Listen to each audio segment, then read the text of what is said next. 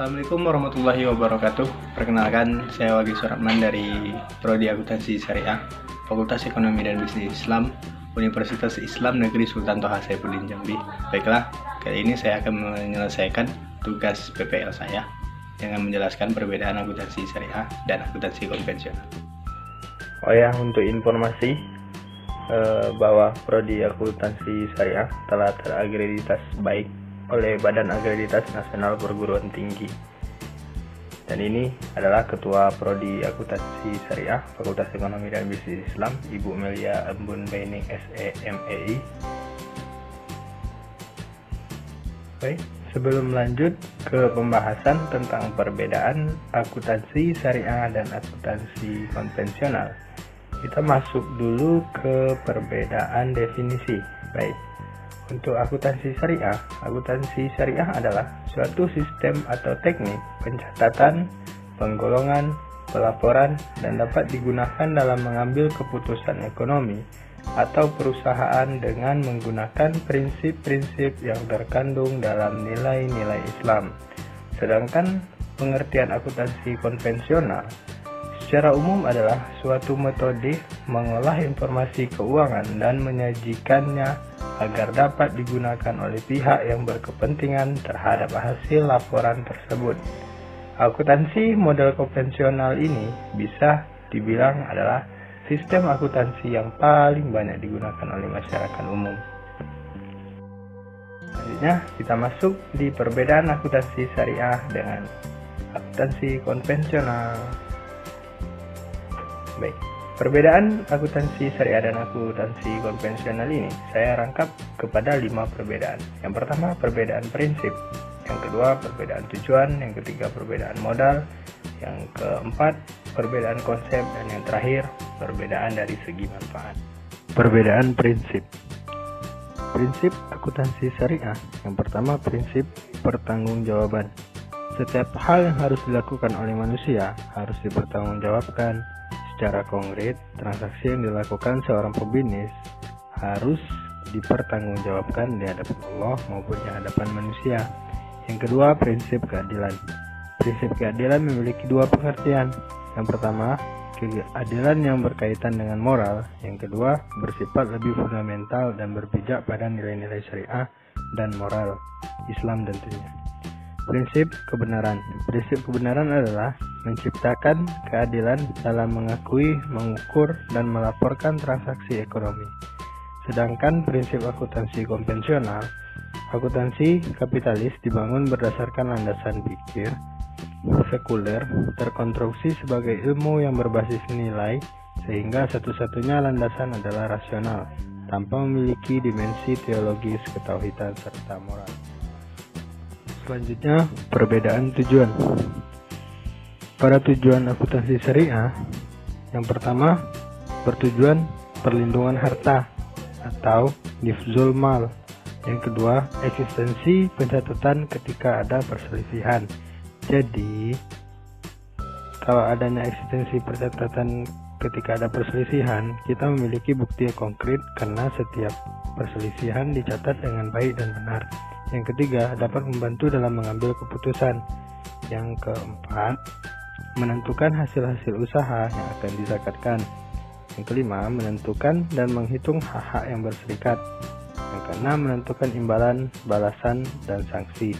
Sedangkan tujuan akuntansi konvensional, pertama, memberikan informasi keuangan yang terdiri dari aktiva dan pasiva perusahaan. Yang kedua, menyediakan informasi tentang perubahan dan sumber ekonomi yang sudah dikurangi dengan pajak dan berbagai biaya atau neto. Yang ketiga, menyediakan informasi keuangan perusahaan yang dapat membantu dalam pembuatan estimasi potensi keuntungan perusahaan. Yang keempat, menyediakan informasi tentang perubahan pada berbagai sumber ekonomi perusahaan berupa aset, utang, dan modal. Yang kelima, menyediakan informasi lainnya yang berhubungan dengan laporan keuangan untuk membantu para pengguna laporan tersebut. Selanjutnya, perbedaan terletak pada modal. Modal dalam akuntansi syariah ini tergolong menjadi 4. Yang pertama, tamwil dan syumul. artinya modal itu harus dapat memberikan nilai, yaitu mempunyai nilai tukar di pasar bebas. Yang kedua, mutakawim atau bernilai. Modal itu harus bernilai, artinya dapat dimanfaatkan secara syar'i. Yang ketiga, penguasaan dan pemilikan yang berharga. Mal atau harta itu harus dimiliki secara sempurna dan dikuasainya sehingga ia dapat memanfaatkannya secara bebas dalam bermuamalah atau bertransaksi. 4. Keselamatan dan keutuhan. Artinya barang yang digadaikan atau diragukan keselamatannya atau diragukan kepemilikannya itu tidaklah utuh, artinya tidak tergolong ke dalam modal. Yang keempat, ini keselamatan dan keutuhan. Nah, sedangkan modal dalam akuntansi konvensional itu dibagi menjadi dua. Pertama, aktiva tetap atau modal tetap. Yang kedua, aktiva lancar atau modal lancar. Aktiva tetap adalah aktiva yang berwujud yang diperoleh dalam bentuk siap pakai atau dengan dibangun terlebih dahulu, yang digunakan dalam operasi perusahaan dan mempunyai masa manfaat lebih dari 1 tahun. Contohnya, tanah yang didirikan bangunan, mesin, inventaris, kendaraan, perlengkapan atau alat lainnya. Sedangkan aktiva lancar, aset yang dimiliki oleh perusahaan yang mudah dicairkan dalam bentuk uang. Jangka waktu pencairannya pun tidak lebih dari 1 tahun. Contohnya uang cash, surat berharga, piutang dagang, piutang pendapatan, beban dibayar di muka, perlengkapan, persediaan barang dagang, wesel tagih, dan piutang penghasilan. Konsep akuntansi syariah. Yang pertama, entitas bisnis. Perusahaan atau lembaga yang dianggap sebagai entitas ekonomi dan hukum yang terpisah dari pihak-pihak yang berkepentingan atau para pemiliknya secara pribadi. Yang kedua, kesinambungan. Suatu aktiva dianggap akan berjalan terus atau berkesinambungan. Yang ketiga, stabilitas daya beli unit moneter. Uang atau alat tukar yang digunakan harus bersifat stabil atau tetap. Contohnya seperti emas. Yang keempat, periode akuntansi. Periode akuntansi syariah mengikuti haul zakat, yaitu setahun. Perhitungan dilakukan setiap akhir tahun. Sedangkan konsep akuntansi konvensional cukup berbeda, yakni seperti yang dijelaskan kembali dalam Intermediate Accounting oleh Smith dan Skousen pada tahun 1984 di halaman 23. Menurutnya, model akuntansi tradisional dibuat dari asumsi-asumsi dasar. Yang pertama, perusahaan dipandang sebagai satu kesatuan ekonomi yang tidak sama dari pemilikan unit penjualan lainnya. Yang kedua, perusahaan dianggap akan terus melakukan usaha hingga neraca pelaporan beban berkaitan dengan kegiatan-kegiatan di masa depan dan tidak dilaporkan pada nilai realisasi kalau perusahaan diikuidasi. Yang ketiga, kegiatan dicatat ialah transaksi dan kejadian yang sudah lalu. Keempat, akuntansi menganut prinsip evaluasi beban. Yang kelima, transaksi diakui dengan unit-unit moneter. Yang keenam, kesatuan perjuangan dibagi dalam periode akuntansi, sehingga dalam setiap periode pengukuran penghasilan berdasarkan akrual.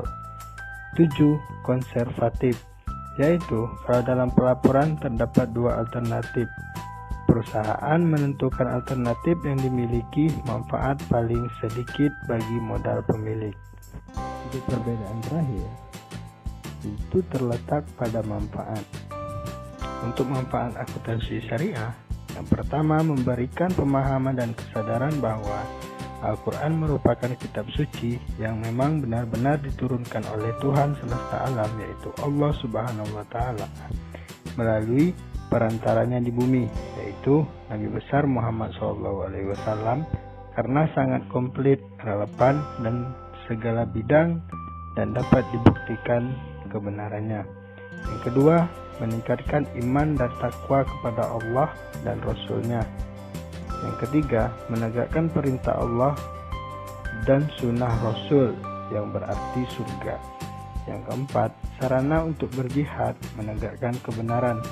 Kelima, menumbuh kembangkan ekonomi berbasis Islam di Indonesia.